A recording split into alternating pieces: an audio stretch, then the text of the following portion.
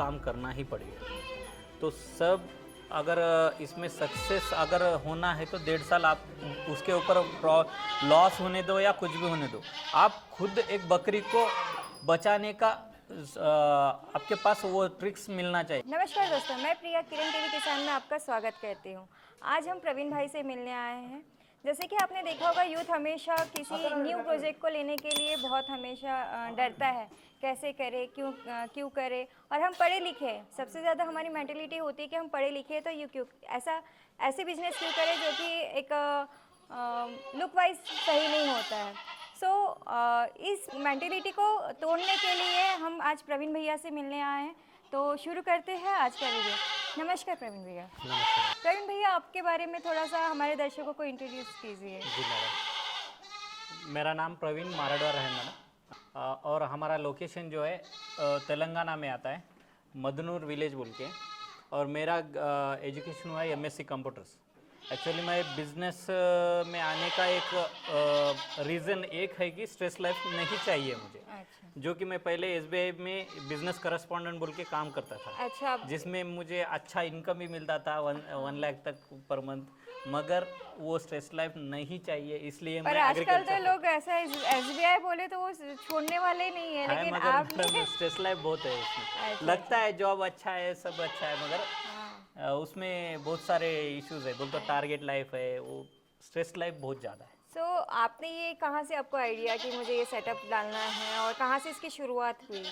Actually मैं 2014 में sericulture racing उद्योग बोल के रहता है ना मैडम, अच्छा जब मैं स्टार्ट किया था उसमें पार्टनरशिप में था, वो सब अच्छा सक्सेस रन था। मगर जब से मुझे एग्रीकल्चर सेक्टर बोलते बहुत ज़्यादा ये है, इसलिए मैं जब NLM स्कीम आया, एक्चुअली ये NLM स्कीम का फॉर्म है, अच्छा 1 CR का प्रोजेक्ट है, 500 फीमेल्स प्लस 25 मेल्स का। ओके।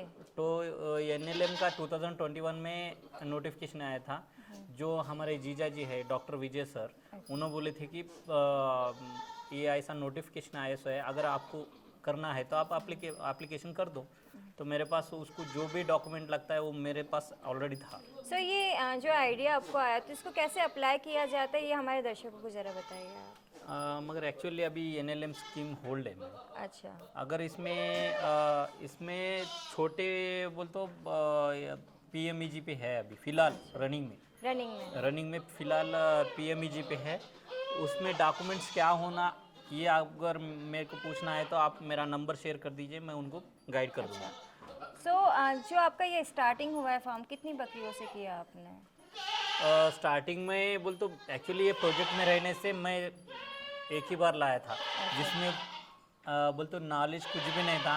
अच्छा मगर वो प्रोजेक्ट की वजह से मुझे एक ही बार पूरे 70-100 ऐसा बकरा लाना पड़ा। एक्चुअली ज़ीरो नॉलेज मेरे पास, अच्छा अनएक्सपेक्टेडली ये फील्ड में आया मैं। मगर इसमें बहुत सारे इश्यूज फेस करके फेलियर स्टेज से अभी सक्सेस वे में आ गया हूँ। अच्छा। कम से कम 3-4 ईयर्स के बाद, मतलब 2 साल तो मुझे पूरी तरह से लॉस में ही गया था। तो इस जो आपने फार्म किया, आपको क्या क्या स्ट्रगल इसमें करना पड़ा और कैसे आपने सक्सेस तक के इसे लेकर गया, ये हमारे दर्शकों को बताने की कोशिश की। क्या है इसमें सक्सेस रेशो जो है, इसमें बोलना है तो पहली बार जो भी फार्मर करना चाहे वो जो है वो कम से कम बकरियों से स्टार्ट करना है। बोल तो 10 बकरियों से, जो उसमें क्या हो रहा है बोले तो उसको डिसीजेस बोल तो फीवर आना है और डायरिया होना है, इसको क्या अपन ट्रीटमेंट क्या दे सकते हैं, बेसिक ट्रीटमेंट जो कि वो फार्मर को समझ में आना है। मतलब फीवर कैसा होता है, डायरिया में क्या ट्रीटमेंट देना है, ये सब उनको सीखना है। सीखने के बाद अपन 1-2 महीने के बाद स्लोली आप उसका कैपेसिटी बढ़ा सकते हैं आप। तो कौन कौन सी बीमारियां आपको ऐसे नज़र में आई मेरे जो बहुत मैं तो खुद फेस किया बोल तो PPR, जो कि मेरे खुद के गलतियों से ही वो प्रॉब्लम हो गया, वो लॉस हो गया। अच्छा वो लॉस क्यों हुआ बोले तो यही कि मैं प्रॉपर पहले बार जो बैच लाया वो वैक्सीनेटेड था, उसको कोई दिक्कत नहीं आया। बाद में जो है मैं मार्केट से लाया, वो मार्केट में लाने के बाद जो है ना, मैं डायरेक्ट ये झुंड में मिला दिया उसको। अच्छा मिला देने के बाद क्या हुआ, 10-15 दिन के बाद वो PPR का सिम्टम दिखने लगे। ओके पीपीआर सिम्टम दिखने लगे स्लोली एक एक करके ऐसा 73 एनिमल्स मेरे पूरा पीपीआर को डिसीज़ को अटैक हो गए। ओके। तो उसमें कंट्रोल करने के लिए बहुत सारी कोशिश भी कर चुका हूँ, डिपार्टमेंट भी मुझे सपोर्ट किया, मगर मोर्टेलिटी रेशियो मगर कुछ कंट्रोल में नहीं। 73 में से ओनली 13 गोड्स ही बचा पाया। सो जब ये ऐसे पीपीआर डिसीज आती है तो सबसे पहले क्या एक्शन लेना चाहिए हम लोगों ने? एक्चुअली फार्मर गलती यहीं पे करता है कि जो नया बैच लाता है, जो कि बकरियाँ, जो नया बकरी लाता है, अपने पुराने झुंड में ना मिला है, अच्छा। क्योंकि वो 14 डेज़ के बाद ही बोल तो वहाँ पे नया बैच लाने के बाद उसको पीपीआर का वैक्सीन करवाना है। वैक्सीन करवाने के बाद वो 14 to 20 डेज़ के बीच में कुछ भी नहीं हुआ तो जब अपन वो ये झुंड में मिला सकते। विदाउट वैक्सीनेशन ये झुंड में मिलाना गलती है। अच्छा, तो जैसे अभी हमने बीमारी के बाद में कि तो अभी इनको खिलाते क्या है आपकी बकरियों को? इसमें सुबह जो है ना, इसका शेड्यूल सुबह 7 बजे हम दाना मिश्रण दे देती है, जो कि मक्का और शेंगदाना पेंट ये सब 2-3 इंग्रेडिएंट्स मिला के उनको दे देते हैं, जो कि वेट गेनिंग के लिए बहुत अच्छा काम करता अभी मैंने ये देखा है कि अक्सर को लोग ये सीमेंट का बनाते हैं, है ना, खिलाने के लिए। आपने प्लास्टिक का रखा है, तो इसके पीछे का रीज़न क्या है?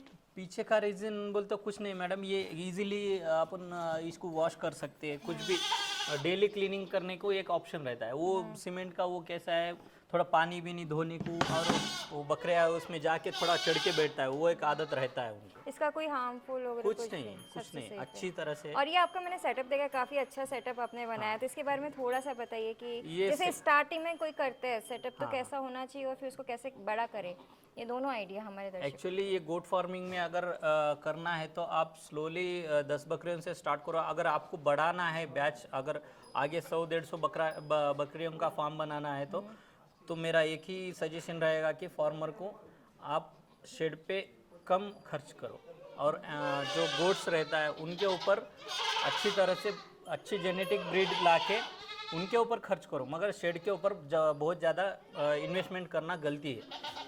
तो प्रोडक्शन देने वाला अपने को गोट्स ही है। तो गोट्स अच्छी ब्रीड के लायक के मेंटेन किए तो अच्छा रहता है। अच्छा, आपको सब्सिडी जो मिली थी, हाँ, वो सब्सिडी के बारे में थोड़ा सा हमारे हाँ, ये एक्चुअली NLM स्कीम का है मैडम। इसमें 50% सब्सिडी रहता है, 50% बैंक लोन या बेनिफिशियरी कॉन्ट्रीब्यूशन रहता है। अच्छा। इसमें मैंने खुद क्या किया बोले तो एक्चुअली 1 CR का प्रोजेक्ट है। इसमें 40 लाख बैंक लोन लिया, 10 लाख मेरा खुद का है और 50 लाख सब्सिडी है। अच्छा। टोटल 1 CR का है, 500 फीमेल्स 25 मेल्स का। तो इसके लिए अभी ये जो सब्सिडी इतना इजीली तो नहीं मिलता है। जब अपन शेड कंस्ट्रक्शन उनके गाइडलाइन के हिसाब से 10,000 SFT 500 एनिमल्स के लिए ज़रूरी है। तो 500 एनिमल्स का 10,000 SFT प्लस 525 एनिमल्स फुल्ली यहाँ पे फॉर्म में चलाने के बाद ही उन्होंने वेरिफिकेशन करके जब सब्सिडी रिलीज करते हैं। अच्छा, तो सब्सिडी के लिए कौन कौन से डॉक्यूमेंट आपने अप्लाई करते समय किए थे और कैसे किए थे अप्लाई आपने? सब बहुत सारे डॉक्यूमेंट्स है मैडम। अगर मोस्ट इम्पोर्टेंट जो कि होना ही चाहिए। हाँ, इसमें ट्रेनिंग सर्टिफिकेट है और एक्सपीरियंस सर्टिफिकेट एक है और प्रोजेक्ट रिपोर्ट एक है। ये सब जो है ना, ये 3-4 अपना बोल तो बैंक लोन मिलना है बोल तो सिबिल तो कंपलसरी रहेगा। सिबिल है तो सिबिल। आपका कितना सिबिल स्क्वायर था? मेरा 780 था। 780। हाँ, 780 था। तो मेरे को कुछ दिक्कत नहीं आई, क्योंकि मैं भी बैंक में काम करता था, मेरे को कुछ इशू नहीं है, इजीली हो गया मेरा। तो फार्मर के लिए क्या है, इतना इजीली तो बैंक में नहीं मिलता है। तो उनको मिलना है तो बैंक के पास जाते समय आपके पास प्रोजेक्ट रिपोर्ट रहना ज़रूरी है। उसके प्रोजेक्ट के बारे में सर जो पूछे उसका प्रॉपर आंसर देने का भी उनके पास ये रहना है। तो प्रोजेक्ट रिपोर्ट, ट्रेनिंग सर्टिफिकेट और सिबिल स्ट्रॉन्ग अच्छा रहना है। अगर 10 लाख बिलो है तो कुछ सिक्योरिटी की ज़रूरत नहीं है, जो कि CGT MSE बोल के एक स्कीम है, उसके अंडर उन्होंने कवर करके आपको लोन प्रोवाइड कर देंगे वो। जैसे ये आपने ये सेटअप किया तो इसमें कितना कंस्ट्रक्शन में आपको कितना खर्चा है? ये अभी 10,000 SFT का है। अच्छा। 38 to 40 लाख हो गया मैडम, 30 जो कि to मेरा 40 बड़ा गलती यहीं पे हो। अच्छा, इतना बड़ा नहीं डालना है। नहीं करना है, ये 10 to 15 लाख में करना था, मगर मैं थोड़ा नया थोड़ा इंटीग्रेटेड में करेंगे ये सोच के मैं बहुत ज़्यादा डेड इन्वेस्टमेंट कर दिया, अच्छा। जो कि वो गलती है। तो आपने आपने अपनी बेनिफिट भी बताए और लॉस भी बताए। अब आप हमारे दर्शकों जो न्यू करना चाहते हैं उनको क्या आप मैसेज देना चाहेंगे हमारे? दर्शकों को एक ही बोलना चाहता हूँ कि गोट फार्मिंग में अगर आना है तो आपके पास पेशेंस है तो ही आप इसमें प्रॉफिट जो है अपना ऐसा पैसा लगाए 2 महीने में निकल गए ऐसा नहीं रहता है। तो इसमें अगर स्टेबल रहना है तो 1.5 साल तो काम करना ही पड़ेगा।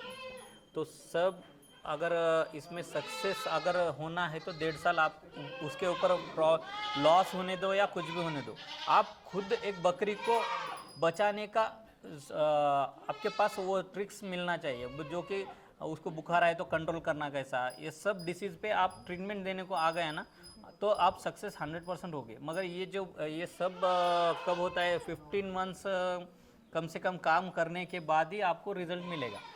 15 मंथ्स क्यों बोला हूँ बोल तो एक बकरी जो है डिलीवरी होने के बाद उसका बच्चा बड़ा होके वो भी प्रोडक्शन स्टार्ट करने के बाद ही आपका सक्सेस रेशियो स्टार्ट होगा।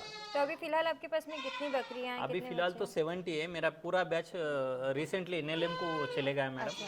हाँ, मैं अभी ऑलमोस्ट एनएलएम पीएमईजीपी वालों को ही देता हूँ। मेरा एक्चुअली ब्रीडिंग फार्म है, कोई कटिंग या ऐसा नहीं है, प्योरली ब्रीड डेवलपमेंट स्कीम के अंडर मैं काम करता हूँ, ब्रीड पे ही काम करता हूँ। एटलीस्ट कितना आपको मतलब प्रॉफिट हो जाता है yearly yearly? Actually high expectation तो रहता है। मैं सिंपल अगर 100 गोट्स का अगर अपन कैलकुलेशन किए तो मैं ज़्यादा नहीं बोलूँगा, मैक्सिमम 100 में गोट्स का आप 10 लाख सब एक्सपेंसेस छोड़ के 1 साल का 10 लाख पकड़ लो आप।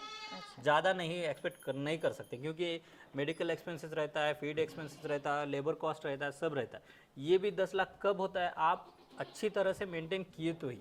वो अगर अपना मिसमैनेजमेंट हो के अपन इरेस्पॉन्सिबल हो के केयरलेस बिहेव किए तो वो 10 लाख छोड़ के आपने घर का 10 लाख डालना पड़ता है। सो दोस्तों देखिए, आपने प्रवीण जी वेल एजुकेटेड है, सारा नॉलेज है, लोन का नॉलेज है, देन उन्होंने सारी चीज़ें बताई। उन्होंने सिर्फ एक ही साइड नहीं बताया कि मैं इतना प्रॉफिट कमा रहा हूँ, उन्होंने लॉस भी बताया, उन्होंने सब्सिडी कैसे लेनी ये भी बताई। सो अगर आप भी इस बिज़नेस में आना चाहते हैं, बिज़नेस करना कोई बुरी बात नहीं है, चाहे वो यूथ हो या आप पढ़े लिखे हो या कम पढ़े लिखे हो, ये हमारा पूर्वजों का दिया हुआ बिज़नेस है जो हम कर सकते हैं और फुल्ली वेरीफाइड होकर कर सकते हैं। बिज़नेस करने से पहले आपको सारा नॉलेज होना ज़रूरी है। अगर आपको बिज़नेस करना है तो प्रवीण जी से आकर आप मिल सकते हैं। और अगर हमारा ये वीडियो आपको अच्छा लगा तो लाइक शेयर सब्सक्राइब करना ना भूलें। धन्यवाद।